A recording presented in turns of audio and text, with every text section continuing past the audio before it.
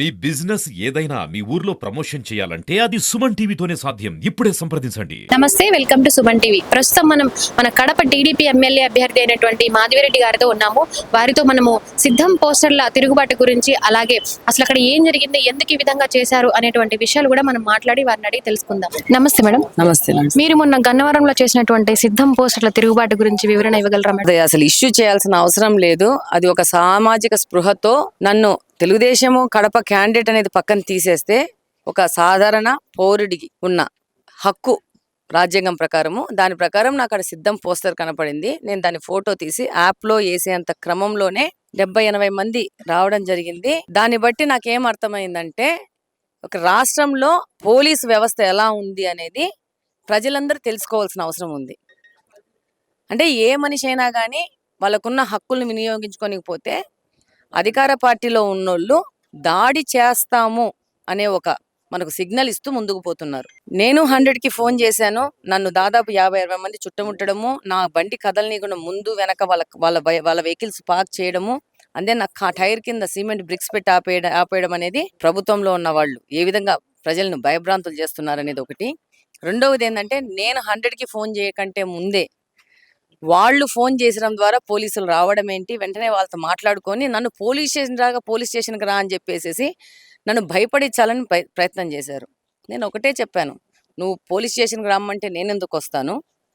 నువ్వు నా నెంబర్ తీసుకొని నా అడ్రస్ ట్రేస్ చేసి, నేను అప్పటి వరకు కూడా నేను ఎవరో కూడా వాళ్ళకి తెలియదు, ట్రేస్ చేసి నాకు నోటీసులు పంపించు. ఎవరు ఏం కంప్లైంట్ ఇస్తారు ఇచ్చుకొని నోటీసులు పంపించు, నోటీస్కి నేను స్పందిస్తాను అనగానే ఇమ్మీడియట్గా వాళ్ళతో మాట్లాడుకున్నాక ఈ లోపల వాళ్ళకి 100కి కూడా నేను ఫోన్ చేసినట్టు వాళ్ళకి ఇన్ఫర్మేషన్ వచ్చింది.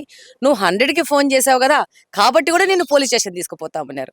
100కి అంటే ఒక హెల్ప్ లైన్, అది ఎవరికైనా ఏదైనా ప్రాబ్లం వచ్చినప్పుడు హెల్ప్ లైన్కి ఫోన్ చేస్తారు. కానీ పోలీసు వాళ్ళు ఎలా తీసుకొచ్చారంటే, దాన్ని 100కి ఫోన్ చేస్తే కూడా నువ్వు 100కి ఫోన్ చేసి కంప్లైంట్ ఇచ్చావు కాబట్టి నేను తీసుకుపోయి పోలీస్ స్టేషన్ కూర్చోబెట్టేస్తాం.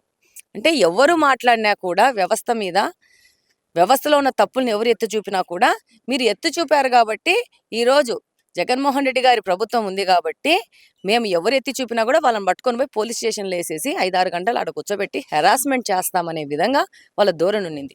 దానికి కూడా చెప్పాను నేను, నాకు ఎవరి మీద కంప్లైంట్ చేసే ఉద్దేశం లేదు. నన్ను ఆపారు, నా సేఫ్టీకి ప్రమాదం వచ్చింది, నేను పోలీసు వ్యవస్థలో ఉన్న ఒక రక్షణ హెల్ప్ లైన్కి నేను ఫోన్ చేశాను, నన్ను ఇక్కడి నుంచి తీయండి అని చెప్పేసి. ఇది పరిస్థితి. అదేవిధంగా నేను ఒకటే చెప్పాను, మనకు ప్రజలకంటూ ఒక హక్కులు ఉన్నాయి. ఆ హక్కుల్లో సర్దుకుపోవాల్సిన అవసరం లేదు. మీరు మీ గొంతు ఎత్తాలా, ప్రశ్నించాలా అనేది మాత్రమే నేను చెప్పేది. ఇందులో ఏ పార్టీకి సంబంధం కూడా నేను చెప్పట్లేదు. ఏ సామాన్య పౌరుడైనా నీకు అన్యాయం జరుగుతుందంటే నువ్వు గలమెత్తు. ఈరోజు నేను గలం ఎత్తాను, నెక్స్ట్ డే వెళ్ళి ఈసీకి కంప్లైంట్ చేశాను. డెఫినెట్గా దాన్ని ఫాలో అప్ చేస్తాను. అక్కడ అతిగా ప్రవర్తించిన పోలీస్ ఆఫీసర్లు కానీ, అక్కడున్న రాజకీయ నాయకులకు ఒత్తాసు పలికిన పోలీస్ ఆఫీసర్ల మీద కానీ తప్పకుండా చర్య తీసుకునే వరకు నేనైతే దాన్ని వదిలిపెట్టను, పర్సూ చేయడం జరుగుతుంది. అదేవిధంగా ఈరోజు అక్కడ కానీ ఇంకెక్కడా కానీ already moral code of conduct start అయింది, ఎలక్షన్ కోడ్ స్టార్ట్ అయింది. కాబట్టి ఏ రాజకీయ పార్టీకి కూడా అక్కడ ఎక్కడ కానీ పోస్టర్లు ఉండకూడదని చెప్పారు. కాబట్టి ఇక్కడ కడపలో కూడా నా యొక్క పోస్టర్లన్నీ పీకేశారు. నా యొక్క పోస్టర్లు అయితే 10 రోజుల ముందు నుంచి పీకడం మొదలుపెట్టారు. ఎందుకంటే అధికారంలో ఉన్నారు కాబట్టి వ్యవస్థలో ఉన్న ప్రభుత్వానికి సంబంధించిన అధికారులంతా వాళ్ళు వాడుకుంటూ ప్రతిపక్షాల మీద దాడి చేస్తున్నారనేది మాత్రమే నేను చూపించాలనుకున్నాను. దాడి చేస్తున్నారనేది మేము చూపించినాం సాక్ష్యాలతో పాటు. 10 రోజుల ముందు నా పోస్టర్లు తీసిన వాళ్ళు గన్నవరం మెయిన్ రోడ్లో జగన్మోహన్ రెడ్డి గారి సిద్ధం పోస్టర్ ఉంటే కనపట్లేదా? Election commission కనపట్లేదా? పోలీసులకు కనపట్లేదా? అక్కడున్న కార్పొరేషన్ వాళ్ళకి కానీ మున్సిపాలిటీ వాళ్ళకి కనపట్లేదని నా క్వశ్చన్. న్యాయం ఎవరికైనా న్యాయమే, నీకైనా సేమ్ న్యాయమే, నాకైనా సేమ్ న్యాయమే, ఎక్కకైనా కూడా సేమే. అదే నేను అడుగుతున్నాను. దాని ప్రకారమే స్పందించడం జరిగింది. డెఫినెట్గా ఎలక్షన్ కమిషన్ వాళ్ళ మీద యాక్షన్ తీసుకుంటుంది. నేను ప్రజలకు కూడా చెప్తున్నాను, మీరు కూడా చాలా అలర్ట్గా ఉండి వ్యవస్థలో ఏదైనా జరిగితే మనకిచ్చిన హక్కులు మనం వాడుకోవాలని చెప్తున్నాను. అంతే, సింపుల్. మీరు వైసీపీ పార్టీపై ప్రతిఘటించేది కేవలం బాబు గారి దగ్గర నుంచి, అలాగే లోకేష్ గారి దగ్గర నుంచి ప్రశంసలు మరియు పదవుల గురించి అని అంటున్నారు. దీనికి మీ స్పందన మేడం? అనే వాళ్ళ దగ్గరికి వెళ్ళి క్వశ్చన్ అయ్యి, నా దగ్గర కాదు. అది నేను ఒక పని మీద రోడ్డు మీద వెళ్తున్నప్పుడు జరిగిన దాని మీద కూడా ఈ విధంగా స్పందిస్తున్నారంటే ఆ స్పందించే వాళ్ళకి ఆ క్వశ్చన్ అయ్యిందమ్మా, నాకు కాదు. మీరు సృష్టించినటువంటి ఈ బీభత్సం ఆంధ్రప్రదేశ్ మహిళా అధ్యక్షురాలి పదవి కోసమేనా? నేను బీభత్సం సృష్టించినానని నువ్వు అంటున్నావు. నేను ఏ బీభత్సం సృష్టించలేదు. వ్యవస్థను ప్రశ్నించినాను. నాకు ఏ అధ్యక్షురాలు పదవి అవసరం లేదు. సామాజిక బాధ్యత మాత్రమే, నాకు ఏ పదవులు అవసరం లేదు.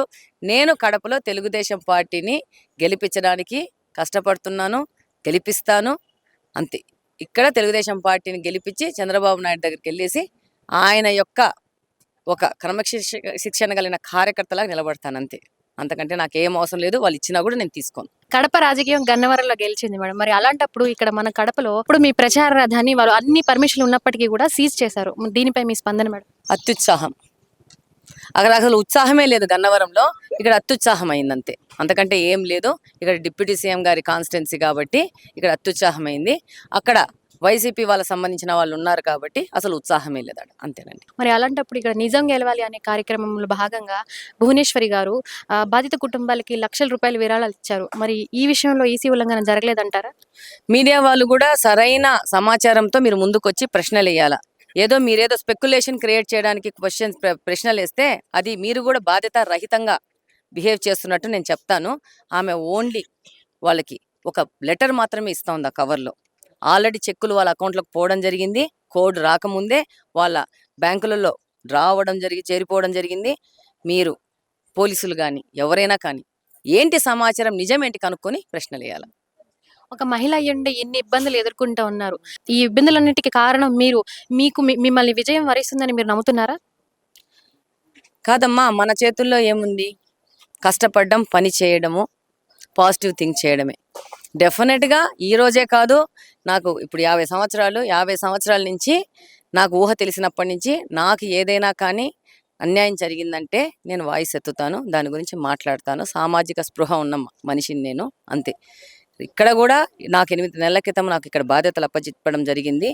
నాకు ఇచ్చిన బాధ్యతలో నేను 100% న్యాయం చేసే విధంగా నేను పనిచేస్తాను. అది నా వ్యక్తిత్వం. అర్థమైందా? డెఫినెట్గా తెలుగుదేశం పార్టీ క్యాండిడేట్గా నన్ను అనౌన్స్ చేశారు. పార్టీ యొక్క క్యాండిడేట్ గెలిచే విధంగా పని చేస్తాను. డెఫినెట్గా గెలిచి చూపిస్తాము అంతే. ప్రతి ఒక్కరికి కూడా కోప్పడకుండా ఓదార్పుతో సమాధానాలు చెప్తా ఉన్నారు మేడం. మీరు కష్టాలు, నష్టాలు, బాధలు కూడా ఓర్చుకుంటూ ముందుకు పోతా ఉన్నారు. దీని వెనుక మీ గుండె ధైర్యమే ఉందా, లేక మీ భర్త శ్రీనివాస్ రెడ్డి గారి అనే శక్తి మిమ్మల్ని నడిపిస్తుందంటారా? అయితే నా నొప్పి నాకే తెలుస్తుంది తప్పితే ఎవరు ఓదార్చినా కానీ అది ఏం పనికిరాదు. కాకపోతే ఏంటంటే నేను కూడా బాధపడిన క్షణాలు ఉన్నాయి, నేను కూడా ఒక కన్నీటి బొట్టు కాల్చిన క్షణాలు ఉన్నాయి. బట్ అదంతా ఇట్స్ నార్మల్. మనం కూడా మనుషులమే, మనం రాళ్ళం కాదు కదా.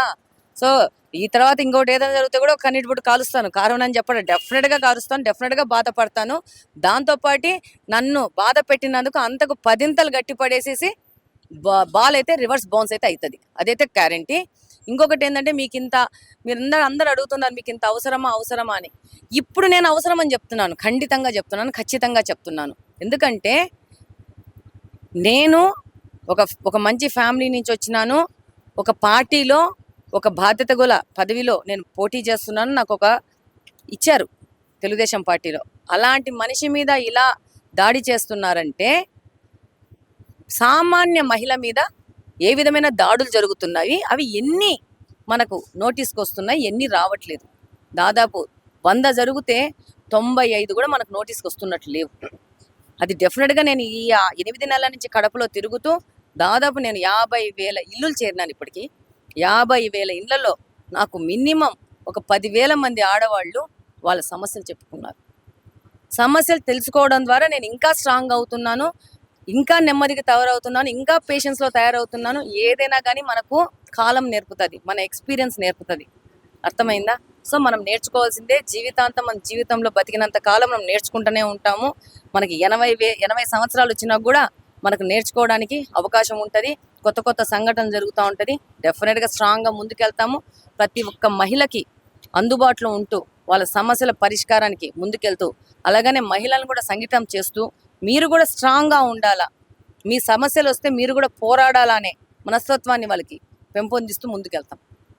గతంలో జరిగినటువంటి ఎన్నికల రిజల్ట్ చూసుకున్నట్లయితే మేడం, ఇక్కడ వైఎస్ఆర్ కాంగ్రెస్ వాళ్ళే ఎన్నికవుతా ఉన్నారు ఎమ్మెల్యేగా. ఈసారి మీరు ఖచ్చితంగా గెలుస్తారని మీరు నమ్ముతున్నారా? ఒకవేళ గెలిచినట్లయితే మీరు ఏ విధంగా ప్రజలకి మంచి చేయాలని అనుకుంటున్నారు? డెఫినెట్గా నేను గెలుస్తానమ్మా. గత 10 సంవత్సరాల నుంచి ఇక్కడ గెలిచిన ఎమ్మెల్యే గారు ఏ విధమైన పరిపాలన చేశారు, ఇక్కడ ఏ విధమైన ఇక్కడ సమస్యలను ఆయన రిప్రజెంట్ చేశారని ప్రజలకందరికీ తెలుసు. వాళ్ళకి కావాల్సింది ఏది? మౌలిక వసతుల కల్పన. ఆ దిశగా పని చేస్తాము. ఈరోజు ఇక్కడున్న ప్రజాప్రతినిధిని పరిగెత్తించి పని చేపిస్తున్నామంటే అది మా ఘనతే. ఈరోజు మీలాంటి మీడియా వాళ్ళు కూడా మాకు సపోర్ట్ చేసి మా వెనక వచ్చి మేము సమస్యలు మీ మీడియా ద్వారా ప్రజల దగ్గరికి తీసుకుపోయి సొసైటీకి చూపించడం వల్లనే వాళ్ళు ఈరోజు 2 నెలల ఎలక్షన్ ఉన్నాయని చెప్పి భయపడిపోయి ఆ సమస్యలను పరిష్కార దిశగా పరిగెత్తుతున్నారు. కానీ 4 సంవత్సరాల 8 నెలలు వీళ్ళే అధికారంలో ఉన్నారు. చెయ్యాలనుకుంటే ఈ సమస్యలు ఆయన 2019లోనే గెలిచారు. 2019 జూన్ నుంచే ఆయనకి ఏ విధమైన ప్రజలకు సేవ చేయాలా, ఈ యొక్క సమాజాన్ని మెరుగ్గా దిద్దాలనే ఆలోచన ఉండింటే ఆ రోజు నుంచి ఆయన చేసేవాడు. ఆ రోజు నుంచి ఆయన చేయలే. ఎక్కడ ఏ విధమైన అభివృద్ధి కార్యక్రమాలు కానీ, ఎక్కడెక్కడైనా రోడ్ల కల్పన కానీ, మౌలిక వసతుల కల్పన కానీ ఏమీ చేయలే. ఈరోజు అక్టోబర్ నవంబర్లో పడ్డ వర్షాలకి నేను కోర్టు దగ్గర పోయేసి, నేను మీడియాని తీసుకుపోయేసి, నేను చూపించి, మేము దాన్ని మీడియా ద్వారా ప్రజల చెంతకు తీసుకుపోయి టెలికాస్ట్ చేయడం వల్ల ఈరోజు కోర్టు ముందు కాలువలు తవ్వుతున్నారు. డిప్యూటీ సీఎం ఆఫీస్ ముందు కూడా నీళ్లు కాలువలై పారుతా ఉంటే చెరువులాగా తయారైందంటే 5 సంవత్సరాల నుంచి ఆయనే ఎమ్మెల్యే.